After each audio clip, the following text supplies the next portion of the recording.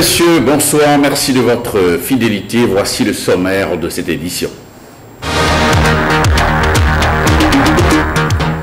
Marie-Odile Atanasso, dans une dynamique participative, le ministre de l'Enseignement supérieur a multiplié ces derniers jours les séances d'échange avec les différentes entités de son département ministériel. L'hôpital Hubert Maga de Cotonou en grande difficulté, le personnel et les usagers misent désormais sur le nouveau départ pour un renouveau de cet établissement sanitaire.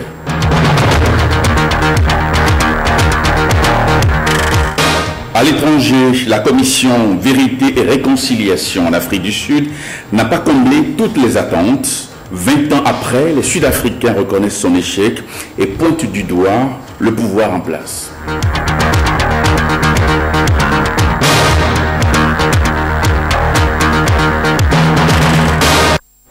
Merci pour votre fidélité. L'Union des coordinations du littoral pour la rupture s'engage pour le nouveau départ.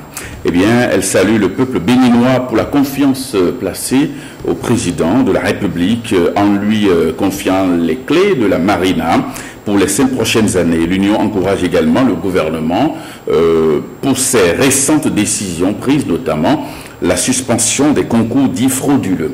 On écoute donc le porte-parole de l'Union au micro d'Awa Chérif et de Patrick Bénon. Patrice Talon est élu président de la République pour un mandat de 5 ans. Il convient donc de nous dire merci. Que dis-je? Je dis merci à ce vaillant peuple pour le travail abattu. Nous pouvons désormais regarder l'avenir avec sérénité. L'espoir est à nouveau permis. Ce pays, notre pays, va renaître de ses cendres. Les concours frauduleux sont de l'histoire passée. L'un peut parcourir et s'offrir ces nauséabondes bains de foule dans les contrées du pays. Les autres peuvent battre le macadam de Malanville à Cotonou. Les dés sont jetés. Nous ne retournerons plus en arrière. Nous, femmes et hommes, membres des coordinations du littoral, avons l'unanimité décidé de nous mettre ensemble dans un creuset fédérateur dénommé Union des coordinations du littoral pour le nouveau départ, laquelle union sera portée sur les fonds baptismaux le samedi 23 avril 2016 au Palais des Congrès de Cotonou, pour accompagner de manière plus disciplinée, plus efficace et plus efficiente son Excellence Patrice Athanas Guillaume Talon et son gouvernement dans les nombreux chantiers de réforme tels qu'annoncé le projet de société aujourd'hui, programme de gouvernement. Eh bien, parmi les décisions prises en Conseil des ministres par le gouvernement du président Patrice Talon figure l'interdiction des gyrophares et sirènes. La décision fait aussi débat au sein de l'opinion publique. Une équipe de la rédaction est allée sur le terrain pour recueillir quelques avis. On écoute donc les intervenants. Ça a été souvent décrié par la population et souvent on ne sait pas qui est qui. Les gyrophares s'utilisent de façon vraiment désordonnée. Si ça peut être suivi, la réglementation donnée, les règles, par exemple, ce n'est pas interdit. Il faut, les gens qui doivent utiliser les gyrophares sont connus. Il y a les services, les trucs, les sapeurs-pompiers et les SAMU qui ont droit à l'usage. Parfois, certains de nos chauffeurs en abusent. Je crois que c'est à cause de ça que ça a été réglementé. Ce n'est pas une mauvaise chose en soi.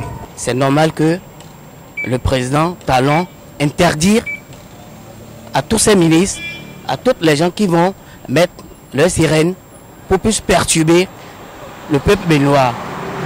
Moi, je suis tellement d'accord, je suis fier, je suis content de ça. Je crois que c'est déjà bien, c'est déjà un pas pour le gouvernement de réglementer la chose et de demander, je crois, au ministère de l'Intérieur de prendre un nouveau arrêté pour revoir un peu la chose.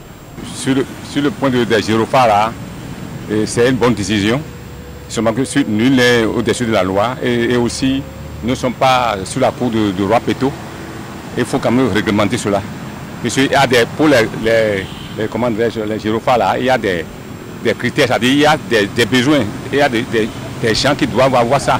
tels que l'ambulance, la police, le président et le président de l'Assemblée nationale. Ce sont tous seulement qui doivent. Mais autant de régime de feu là, vraiment, c'était la cacophonie totale. Celui qui dit non dépasse celui qui dit oui. C'est de là qu'on va dire que bon, on ne peut pas utiliser. Tu as compris ce que je dis? Puisque je suis pressé, bon, je dois demander la voie. Et je ne peux pas descendre au volant pour dire et céder de place. Lorsque ma voiture a de l'ambiance, et il va dire céder de place, il va céder de place. Et je vais partir vite et revenir. C'est là qu'il faut utiliser l'ambiance. Après la rencontre avec les directeurs centraux du ministère de l'Enseignement supérieur, c'est le tour des syndicats. Plusieurs délégations syndicales étaient donc au cabinet de Marie-Édile Atanasso ce matin. L'ordre du jour, trouver la piste de solution et de gestion participative de ce secteur de l'éducation. On va retrouver Jean-Claude James et Ramato Lavani pour le reportage. Une attention soutenue, un jeu de questions-réponses. L'exercice était au cœur de la rencontre avec les différents responsables syndicaux. Par rapport aux syndicats, nous avons écouté sur les différents problèmes qu'il y a au niveau du système de l'éducation de l'enseignement supérieur. Par rapport aux étudiants, quels sont les problèmes qu'ils ont, quelle est leur perception de la gestion de l'enseignement supérieur. Au niveau du personnel enseignant également, les problèmes, qu'est-ce que nous pouvons améliorer pour qu'ils apportent effectivement leur contribution pour la meilleure formation des étudiants et une meilleure contribution à la recherche au niveau national. Les représentants de l'UNSEB, de l'UNEB et de la FNEB constituent la première délégation reçue par l'autorité. Nous attendons de l'autorité que les étudiants soient écoutés. On a un problème sur l'application du système LMD. Nous avons des problèmes aussi bien au plan académique qu'au plan social. Le syndicat des travailleurs du ministère, celui des enseignants du supérieur, ainsi que le vice-recteur de l'université d'Abomey-Calavi se sont aussi prêtés à l'exercice. Aujourd'hui, nous attendons que la ministre veuille analyser les différentes situations, les différentes préoccupations que nous lui avons présentées pour que le personnel, pour qu'elle puisse donner d'espoir, redonner d'espoir au personnel. Penser à la politique de relogement des agents pour que enfin les directions éparpillées dans Cotonou puissent rejoindre le ministère pour faciliter les relations interprofessionnelles au niveau du ministère. Madame la ministre veut connaître les problèmes urgents au niveau de l'université pour qu'ensemble on puisse réfléchir à comment trouver des solutions pour bien évoluer dans notre système. Oui, nous repartons à partir du moment où la ministre a reconnu la sincérité du tout qu'on a posé et a promis effectivement de prendre le problème à bas le corps. Après cette rencontre, une communication sera introduite en Conseil des ministres pour des réponses adéquates aux préoccupations. L'objectif étant d'avoir un sous-secteur de l'éducation apaisé. Et puis, une interrogation, l'hôpital Hubert Maga de Cotonou, en grande difficulté, usagers et personnels se plaignent de tout. Alors, l'avènement du nouveau départ pourra-t-il donner un coup d'accélérateur à ce secteur de la santé? Alors, quels sont aujourd'hui les défis à relever pour améliorer l'image et les prestations du CNHU? Suivons l'enquête réalisée à ce propos par Angela Pédia qui est allée sur le terrain. Malgré ses 54 ans d'âge, l'hôpital Hubert Koutoukou Maga de Cotonou reste tributaire de nombreuses difficultés. Que ce soit du côté des usagers ou du personnel soignant, le mécontentement est grand. Par exemple, aux urgences, le spectacle des malades à même le sol est choquant. Les usagers, eux, reprochent au CNHU le rançonnement, le manque d'hygiène, le mauvais accueil, l'absence d'ouvrage d'évacuation des selles et même parfois la prise en charge défaillante. Je suis venu au CNHU, je présume que c'était vers les 8h35. Je suis venu, le sang coulait proprement de mon pied et puis on m'a amené à l'urgence à même le sol. Certes, bon, je ne peux pas me plaindre parce que tout le monde est à même le sol. Maintenant, j'ai remarqué que on me dit, attends, on m'a demandé si j'ai mangé, j'ai dit non. Les premiers, j'ai dépensé 7 000, après 14 000, après 29 000. Et puis on m'a mis là. On me dit ne mange pas, ne bois pas, car tu iras au bloc. Le lendemain, c'était comme ça. Jusqu'à 4 jours, on m'a fait tourner. Et puis le 4e jour, finalement, le vendredi, le 11, j'ai été au bloc par la chance. Et puis quand on est sorti de là, on m'a donné un lit. Une fois sur le lit, j'ai appris que c'est 6 000 francs par jour. Et puis je sais que je n'ai pas d'argent. L'état des lieux que fait le tout nouveau locataire du fauteuil de la direction générale n'est pas non plus reluisant. Déjà 3 semaines qu'il est à la tête du plus grand hôpital de référence du Bénin. On a coutume de dire que les médecins béninois sont bien formés, qu'ils sont des gens qui sont valables, mais qu'il leur manque souvent du matériel. C'est vrai. Et un hôpital où il manque de matériel, ça ne sert à rien de venir croiser les bras. L'oxygène qui est indispensable pour la vie et dont on ne peut pas manquer, je suis en train de me battre pour que ça ne manque pas. Mais notre fournisseur, on lui doit près d'un demi-milliard. Ce sont des problèmes réels auxquels on fait face tous les jours et cela empêche même de penser aux problèmes d'investissement. Il y a aussi comme priorité que j'ai définie dès que je suis arrivé l'énergie électrique. À l'ère du nouveau départ, il faut quand même croire que plus rien ne sera comme avant. Le personnel devra déjà lui-même lutter entre autres contre l'absentéisme, le retard, le rançonnement, le vol. Cette maison n'a pas de groupe. Si on coupe l'électricité, ils n'ont pas de goût de relève. Si tu vas à l'urgence, vraiment il manque. Il faut qu'on puisse donner des sponsors pour les premiers soins des malades. Si tu n'as pas de l'argent, tu as tout le problème. Si ce nouveau départ puisse sponsoriser le CNHU et que les dirigeants de cet hôpital puissent gérer les fonds comme cela se doit, ça va soulager nous les malades. Quelle est la part des nouvelles autorités étant entendu que l'État est à la fois le plus grand financier et le plus gros débiteur du CNHU? Et je pense que la doléance principale pour ne pas aller voir les autorités pour l'oxygène un jour, le lendemain pour l'électricité, etc., c'est d'accorder une subvention suffisante déjà avec une avance sur cette subvention-là, une avance conséquente pour que le CNHU fonctionne. La santé est un droit et le développement passe par le travail des hommes et des femmes en bonne forme. Et puis le directeur de l'Agence nationale de la propriété industrielle, ANAPI, était ce matin au cabinet du président de la Cour constitutionnelle. Jean-Pierre Aplogan est allé informer le professeur Théodore Hulot de l'organisation prochaine d'un atelier de sensibilisation et d'information des conseillers de la Cour sur la propriété intellectuelle. Clotaire avec nous. Échanger sur l'activité de l'Agence nationale de la propriété industrielle, ANAPI, et informer deux séminaires prévus bientôt sur la propriété industrielle. C'est l'objet de l'audience du président de l'ANAPI avec le président Théodore Hulot. Lui parler du processus de ratification de l'accord de Bangui qui est en cours. En fait, l'accord de Bangui, c'est l'instrument juridique qui fédère la pratique de la propriété intellectuelle dans l'espace OAPI. L'OAPI qui est l'Organisation africaine de la propriété intellectuelle, dont le Bénin est membre.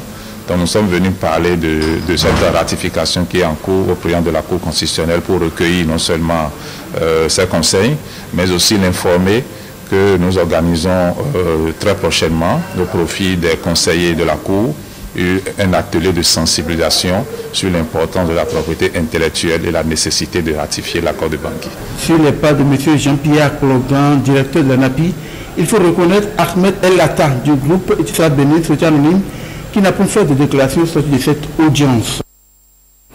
Des associations de consommateurs fustigent certaines pratiques opérées par les opérateurs GSM et quelques sociétés d'État. Alors une action judiciaire même ouverte contre ces différentes entreprises pour réparation des dommages causés aux consommateurs. Je vous propose d'écouter ici M. Robin Akrambessi. Il est le président de l'association La Voix des consommateurs. Presque tous les citoyens consommateurs béninois se plaignent non seulement de la qualité des services des opérateurs de téléphonie mobile, mais aussi de ce que leurs crédits disparaissent. Vous avez des opérateurs de téléphonie mobile qui, à chaque fin d'appel pratiquement, dans les 30 dernières secondes de votre appel, vous fait recevoir un message d'automate qui dit votre appel aura une durée maximale de 30 secondes. Pendant que cela se dit, cela vous bouffe 5 secondes. Et donc 5 francs dans votre temps de communication et dans votre avoir. Mais dans le même temps, vous constatez qu'à la fin de l'appel complètement, on vous dit votre appel sera déconnecté. Ça bouffe 2 secondes. Et ça aussi, ça fait 2 francs. Ça fait 7 francs au total. Et ils ont orchestré cette opération pendant des années. Et donc aujourd'hui, nous avons saisi les juges pour qu'on puisse évaluer tout le temps qu'ils ont prélevé ces fonds, leur calculer, leur demander de retourner ça aux consommateurs. Et quand vous allez au niveau de la poste du Bénin, sans rien dire aux consommateurs abonnés de la CNE, on est allé prélever 5 000 francs sur le compte de chacun des abonnés. Et on a prétesté qu'on veut organiser Poste Solidarité. Une chose est sûre, beaucoup de citoyens consommateurs qui ont été victimes d'accidents et dont sont restés invalides, qui devaient bénéficier d'accompagnement à travers cette assurance, n'ont rien eu. Et aujourd'hui, nous exigeons simplement qu'ils retournent les 5 000 francs qu'ils ont prélevés dans le compte de chacun des abonnés, mais aussi que le temps que ces fonds ont fait chez eux, qu'ils puissent dédommager en termes de préjudice moraux, financiers. Et enfin, il y a la Société béninoise d'énergie électrique qui, comme vous savez, nous offre des factures que nous ne comprenons pas du tout. Tantôt, c'est une facture exorbitante. Tantôt, c'est une facture par estimation. C'est quand quelques rares consommateurs éveillés constatent qu'il y a eu un abus dans la facturation, qu'ils se font justice. Mais dans quelle mesure? Les procès que nous avons lancés, c'est les procès de tous les citoyens consommateurs béninois. Et par rapport à ça, il faudrait que tout le monde, comme un seul homme, se lève pour que nous puissions gagner ces procès. Ce n'est pas pour faire du mal à une entreprise, ce n'est pas pour faire du mal à un responsable d'entreprise, c'est simplement pour que désormais les citoyens consommateurs soient mieux respectés. Assemblée générale ordinaire ce vendredi des actionnaires de la BOA Bénin, réunis au Bénin Marina Hotel, responsables et actionnaires de la banque ont notamment approuvé les comptes de bilan et de résultats de l'exercice 2015. Voilà le reportage d'Ibrahim Mawami et d'Augustin Bodo. Une assemblée générale qui se tient sous de bons auspices. La BOA Bénin clôture en effet l'exercice 2015 avec des résultats assez élogieux, élargissement de la gamme de produits offerts à la clientèle, mise en œuvre de projets de financement des PME, accueil de près de 60 000 nouveaux clients et surtout un bénéfice net estimé à plus de 12 milliards de francs CFA. Les actionnaires affichent donc sérénité et satisfaction quant à la progression de leur portefeuille. Ce qu'on donne comme dividende est quand même consistant. La société a marché, donc ça quintuplé même. C'est pourquoi quand j'ai fait le bilan, j'ai vu qu'on a toujours gagné. Hein. Avec la BOA, j'ai fait une performance. Je ne peux pas dire que je suis déçu. Hein. J'ai connu un succès, une progression de mon placement. Si j'évalue mon patrimoine aujourd'hui, l'essentiel vient de la BOA. Unique société cotée au Bénin avec 45 agences implantées sur le territoire national, la BOA Bénin est la plus rentable aux yeux de ses actionnaires. Lorsque les sociétés sont cotées, il y a le marché financier qui enrichit les gens, qui enrichit l'homme, le marché financier. Vous mettez de l'argent aujourd'hui, vous essayez d'être patient, en 3 ans, vous allez doubler, tripler même votre capital. Je crois que la BOA est bien... c'est pas bien replacé. Les dividendes sont donc intéressantes à la BOA Bénin, mais les actionnaires souhaitent en gagner davantage. Ils ne nous donnent plus des actions gratuites. Hein, parce que j'ai remarqué dans leurs résultats, là, les réserves qui font 3 fois le capital. Maintenant, je ne sais pas pourquoi ils ne prennent pas dans ces réserves pour nous en distribuer. Mais la gestion de la BOA est presque irréprochable. Je crois qu'on a évolué et tout à fait boule de neige. Créée il y a plus de 30 ans, la BOA est aujourd'hui implantée dans 17 pays, dont 8 en Afrique de l'Ouest. Les femmes du ministère de la Jeunesse, des Sports et Loisirs ont célébré ce vendredi en différé, bien évidemment, la Journée internationale de la femme. C'était au Hall des Arts de Cotonou. La substance avec Wisland Sénat, Libla et Samuel Adimi. C'est autour du thème « Conciliation de la vie professionnelle et le ménage » que les femmes du ministère des Sports ont célébré la Journée internationale de la femme en différé. Nous, femmes du ministère des Sports, à travers cette célébration, voulons vous réaffirmer solennellement notre engagement à vos côtés, en travaillant avec abnégation, professionnalisme et compétence pour l'atteinte des objectifs, en phase avec les nobles missions à nous confier. Soyez rassurés, Excellence Monsieur le Ministre, que nous sommes là pour vous accompagner le plus loin possible parce que nous sommes des femmes capables et battantes. Présent à la cérémonie, le ministre de tutelle se dit heureux de participer à cette célébration, cela au regard des thèmes proposés par les femmes de son ministère. Je voudrais particulièrement me réjouir de ce que les femmes du ministère des Sports aient décidé de réfléchir à comment concilier la vie de femme épouse-mère à la vie de cadre du ministère des Sports. J'ai pris l'engagement de tout faire pour que le temps qui nous est octroyé pour travailler soit optimisé de sorte à ce que vous puissiez rentrer chez vous quand il est l'heure afin de pouvoir assumer pleinement votre rôle de mère et d'épouse. Parce qu'il est évident que l'engagement d'une femme dans l'administration au service de son pays ne doit pas détruire son engagement conjugal ou son engagement d'éducatrice. Les femmes du ministère des Sports mettent fin à la série de célébrations en différé de la Journée internationale de la femme. Et puis le 15 avril, depuis l'an 2012, est consacrée Journée mondiale de l'art. Alors quelle pourrait être l'interprétation de cette journée? Quelle est l'utilité? Est-ce une journée de plus? Toutes ces questions poussées, Patrick Josso a cherché quelques réponses. On va écouter son commentaire. 15 avril 2012, c'est la date de naissance de la Journée mondiale de l'art. Une journée sous l'initiative de l'International Association of Art, IAA, en français AIA, Association internationale de l'art, appuyée par l'UNESCO. Célébrer cette journée de l'art, c'est porter un nouveau regard sur l'art, un gain et un regain pour ce regard sur l'art à garder et à sauvegarder pour le sauver. Sauver l'art, c'est aussi parler de cette classification lancée déjà par le philosophe Hegel. Le premier art, l'architecture. Le deuxième art, la sculpture. Le troisième art, la peinture. Le quatrième art, la danse. Le cinquième art, la musique. Le sixième art, la poésie. Le septième art, le cinéma. Le huitième art, la télévision. Le neuvième art, la bande dessinée. Bref, le rang continue pour faire de l'art une arme pour notre âme. Car l'art, c'est la barre nouvelle à tenir d'art. C'est le phare pour farder les cils et sourcils. C'est le phare pour éclairer nos yeux embués par les émotions.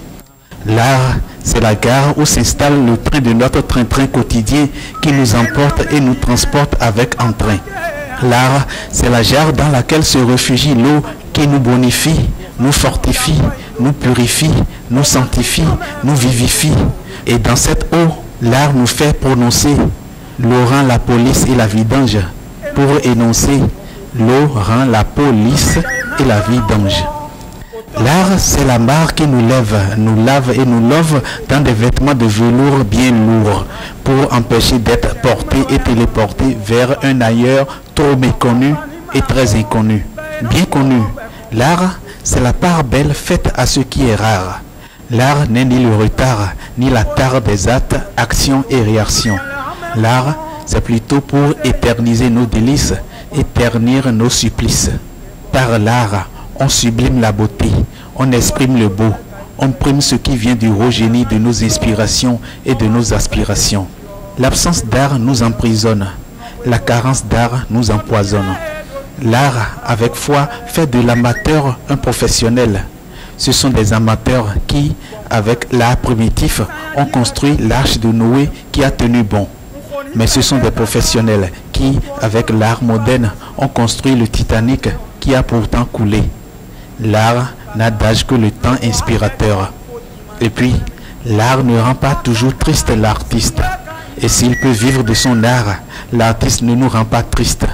Et puis l'Afrique, c'est le continent où l'art a du fric. Bonne journée mondiale de l'art. Et puis à l'étranger, 20 ans après les horreurs de l'apartheid en Afrique du Sud, la commission Vérité et Réconciliation mise sur pied devrait penser les plaies du passé. 2 décennies après, elle s'est révélée un échec. Bien évidemment, la commission. Alors, une infime proposition des affaires ont abouti à des procès. Alors, cet échec est attribué à un manque de volonté du pouvoir actuel. Voici ce récit de Samuel Adimi. Enfin, en février, 33 ans après les faits, ces anciens officiers de police sud-africains ont été inculpés pour le meurtre de Nokuthula Simelane, une militante anti-apartheid. Il y a 20 ans, la commission Vérité et Réconciliation avait rejeté leur demande d'amnistie parce qu'ils n'avaient pas révélé toute la vérité sur la disparition de la jeune femme. Il aura fallu 2 décennies pour que s'ouvre leur procès. La famille de Nokuthula espère découvrir ce qui s'est passé. S'ils l'ont jeté dans la rivière, ils doivent m'emmener sur place. S'ils ont laissé des cendres quelque part, ils doivent me dire où. S'ils l'ont enterré, il faut déterrer sa dépouille pour lui donner de vraies funérailles. C'est tout ce que j'attends. S'ils sont prêts à tout dire et que peut-être je retrouve la dépouille, alors je peux pardonner. Oui, je pourrai pardonner. Quand la commission Vérité et Réconciliation a siégé pour la première fois, le 15 avril 1996, 2 ans, tout juste après la fin de l'apartheid, c'était un concept révolutionnaire. Elle devait offrir l'amnistie aux auteurs de crimes politiques, à une condition, que toute la vérité soit révélée. 1 millier de personnes reçurent l'amnistie, mais la commission a recommandé que plus de 300 affaires fassent l'objet de poursuites judiciaires. 20 ans après, une poignée seulement ont débouché sur des procès, au désespoir des familles des victimes. En Afrique du Sud, il y a cette idée que 20 ans plus tard, on devrait passer à autre chose, mais pour les proches, ce n'est pas possible. Comment est-ce que le parti qui a mis en place cette commission célébrée dans le monde entier comme un exemple de boussole morale, comment ce parti peut-il ne pas respecter les lois qu'il a lui-même fait voter? La famille de Nokuthula réclame un procès depuis plus de 10 ans, mais elle s'est heurtée à de nombreux obstacles, y compris la perte du dossier d'instruction pendant 1 an. Pourquoi la justice rechigne-t-elle à juger les criminels de l'apartheid? Beaucoup de défenseurs des victimes estiment aujourd'hui que des membres de l'ANC, le parti au pouvoir depuis 1994, ont quelque chose à cacher. Dans la lutte, il n'y avait pas beaucoup d'anges dans les rangs des combattants. Donc des personnes engagées dans la lutte armée pour l'ANC pourraient aussi faire face à des conséquences judiciaires aujourd'hui, car des crimes ont été commis des 2 côtés.